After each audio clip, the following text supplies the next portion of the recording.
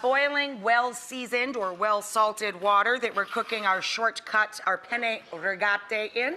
We're going to add in 1 pint of Brussels sprouts that we have separated into leaves for our mac and cheese. If I eat that much cabbage, somehow all of the calories in the 3 cheese sauce, well, it's all about balance. You know, they cancel each other out. No, in all seriousness, I think that if you eat a diet of lean proteins, lots of dark leafy greens in general, if you're gonna go for it, go for it. Don't get fake cheese or the powdered cheese in a box. So,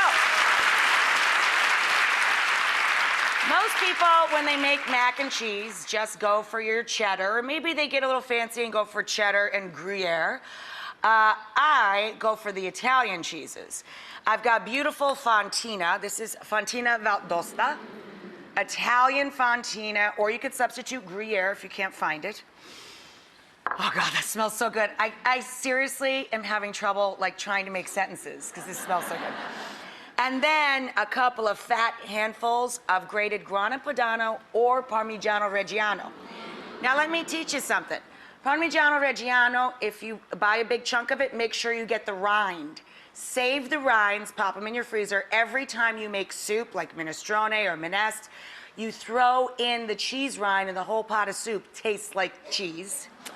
And Grana Padano tastes very similar, buttery, nutty, and Grana Padano is usually, unless the Parmigiano Reggiano is on sale, the Grana Padano is usually at a nicer price for your pocket. So either or on that one. And then the third one of my favorites in the universe, nice sweet Gorgonzola dolce. I know. And all 3 of them are getting into the same hot tub. Like, that's sick. This is a white sauce that's made with a combination of chicken stock and milk. It started with shallots and garlic. It got a little better with the stock and the milk, but then it got mind-blowingly delicious with Fontina, Parmigiano Reggiano or Grana Padano, and that sweet Gorgonzola dolce. It's seasoned with salt and white pepper and nutmeg. It is intoxicating, the smell of this sauce. To this beautiful, look at the consistency of that. Oh, I know. So into that hot tub, we are now going to add all of our beautiful, a whole pint of Brussels sprouts, and we separated the leaves, and our penne rigate, and then we mix together the Brussels and the penne, coat them in the sauce. It's sick, right? It should be illegal. This is a legal substance. You can have this. I'm like drooling. It's gonna come out the side of my mouth, which will be really disgusting. But you know what? If I drool over the pot, nobody else can have any. Very clever, right?